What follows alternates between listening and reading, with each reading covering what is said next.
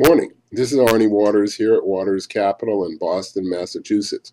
I hope you're fired up and ready to go for a relaxing weekend and having some fun after a successful week of trading. Part of what we want to go back over is you got to love the fall of gold. You got to love that 35-point down day yesterday.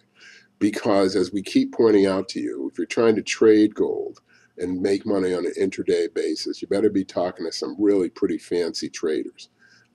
And if you want to make money in the long term, let's go back to the fact. The fact is there's not nearly enough gold to satisfy projected demand.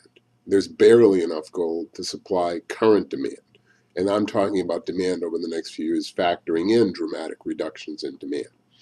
And added to this is the fact that it's just been discovered that central banks are now buying gold instead of selling gold. So we see a very important uptrend in gold being noted as long as gold holds above $1,500. And we want you to stay the course because we see gold in a very, very strong range throughout the rest of this year.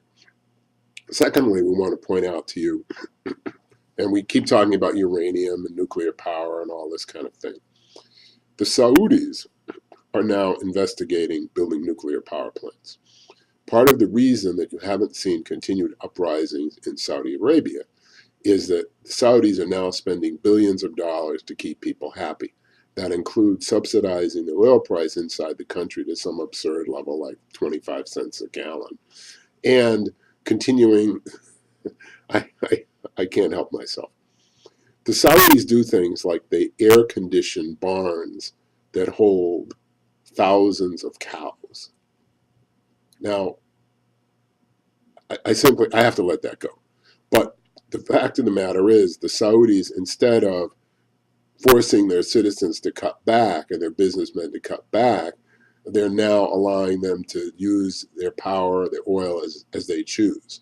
And one of the telling signs at the end of Saudi supply of petroleum is that they're now contemplating nuclear power as an alternative. Now, of course, this is a real game changer. We'll keep you posted and be talking to you early next week about uranium. Aim for the ice flows, not the open water. Have a great weekend.